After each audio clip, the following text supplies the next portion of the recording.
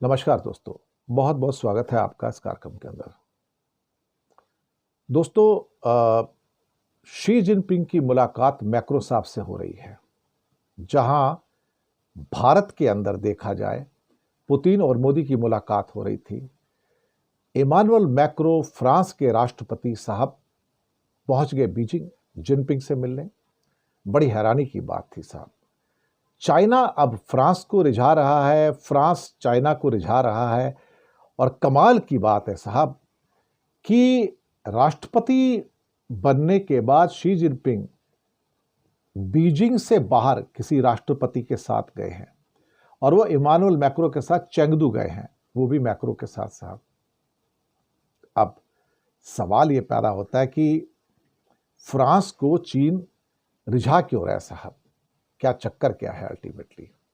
और वहां पर जो फोटोग्राफ्स निकल के आ रहे हैं इमानुएल मैक्रो के या फिर कहते हैं कि शी जिनपिंग के, वो थोड़े से आश्चर्यजनक हैं। जी हाँ, मुझे लगता है कि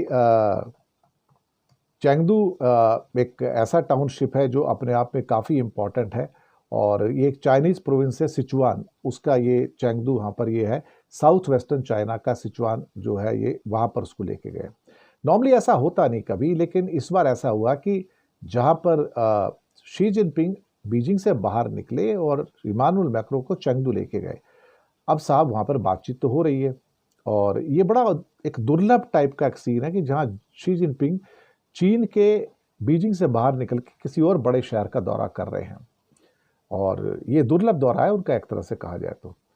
अब 2012 में राष्ट्रपति बनने के बाद जिनपिंग ने कभी भी किसी नेता को इतनी तवज्जो नहीं दी साहब जितनी वो मैक्रो साहब को दे रहे हैं। यानी कि कहा जाए तो फ्रांस इस टाइम रूस का भी विरोधी है, लेकिन इस समय संयुक्त राष्ट्र संघ में जो 5 परमानेंट मेंबर है उसमें एक फ्रांस भी है साहब और रूस तो चीन के पाले में है। अब ताइवान के इशू को लेके दरअसल चीन जो है वो फ्रांस को आईने में उतारना चाहता है साहब। जी हाँ, आईने में उतारना चाहता है।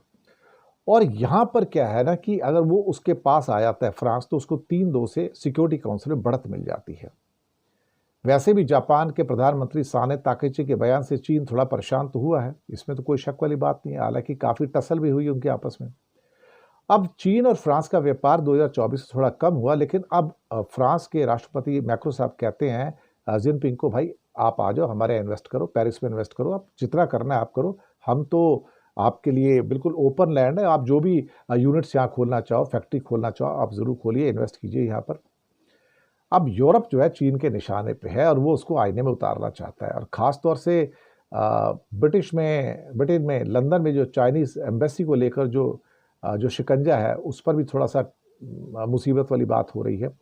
अब फ्रांस के जरिए दरअसल मुझे लगता है कि चाइना जो यूरोप के साथ थोड़ी बहुत जो टकराहट है उसको कम करना चाहता है और इसलिए वो इमानुएल मैक्रो की आवभगत करने में कोई भी कोर कसर नहीं छोड़ रहा है। लेकिन मैक्रो साहब ने जाते ही छेड़ दिया भाई साहब जिनपिंग को और यूक्रेन का मुद्दा उठा दिया और कहा कि भाई अगर जंग नहीं रोकी आपने तो दुनिया फिर डिवाइड होने की ओर बढ़ जाएगी, तब आप कुछ मत कहिएगा। तो चाइना को कॉन्फिडेंस लेके मैक्रो पुतिन को भी झटका देना चाहते हैं। ये बात तो सही है बिल्कुल। अब देखो, चाइना को पता है कि फ्रांस छोटा कंट्री नहीं है और मैक्रो छोटा बंदा नहीं है और वो उसको आईने में उतारने के चक्कर में है। देखते हैं क्या होता है, लेकिन बड़ा इंटरेस्टिंग दौरा है साहब ये। इसमें से क्या निकलेगा क्या नहीं निकलेगा, लेकिन उसके डिप्लोमेटिक मीनिंग्स बहुत हैं और डिप्लोमेटिक संकेत भी बड़े यहाँ से निकलते हुए दिखाई दे रहे हैं। शुक्रिया आपका।